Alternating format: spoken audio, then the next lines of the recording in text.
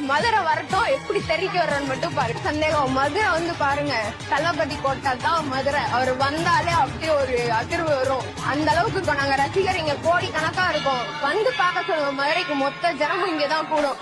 அழகருக்கு அப்புறம் தளபதி வந்தோடனதான் கூட்டம் சேரும் மதுரையில. அந்த அளவுக்கு இருக்கும். தளபதினாலே மாறி